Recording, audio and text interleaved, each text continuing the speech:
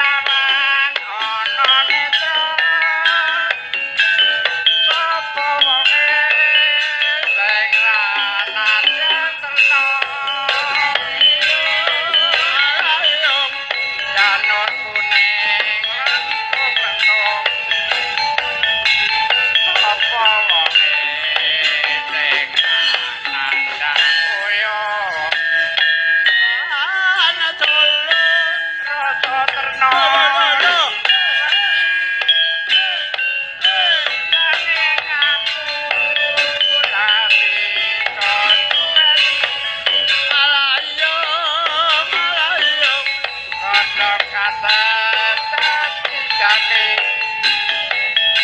rasa sing tresno bisa nambani ati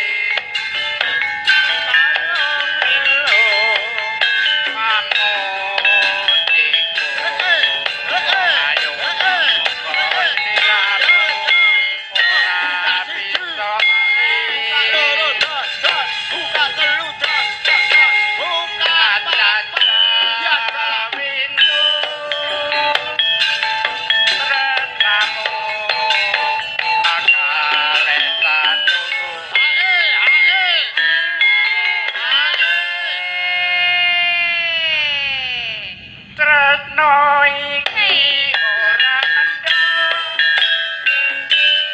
kaya suwe kaya tambah teko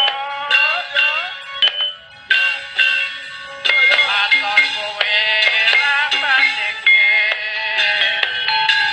najan aku wong ora duwe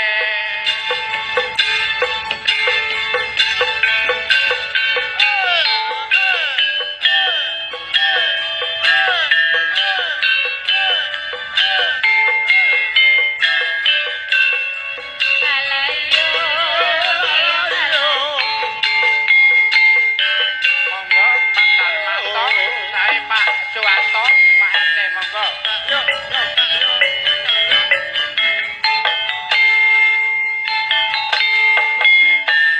yen sinawang ana netra sapa wonge sing ranane malayo tanur kuning lengkung-lengkung sapa wonge sing nandang koyo lawan logrok rasa terno nanging aku rapi malayo kodong kates dadi tapi tata sing tresno bisa nambani ati manut iku ayo monggo sliramu ora bisa lali najan sawindu tresnamu bakal satunggu Tresno Buyada gayeng tenan iki tresno iki ora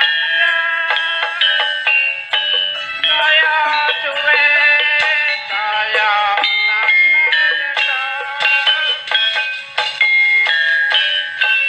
waton kowe lambat kadang aku wong ora duwe matur nuwun Pak Tris Nuwun sih. Matur sembah nuwun Foto Bapak. repot-repot apa dadak Anjir. rogo-rogo kantong lho. Ini iki lho, Mas. Oh ya padune wis seneng iku. Bisa. Pak, foto repot-repot Matur deh, suwun ya, Pak. Matur suwun, Pak. Nggih. Bapak nyanyi dhewe lho, Mas. Aku pengen ngadeg tok lho. Lho. Ki sing sangoni. Kurang penak piye coba dengan aku. Mari perkewuh lho, Mas. Aku gak nyanyi lho. Rina Apa meneh?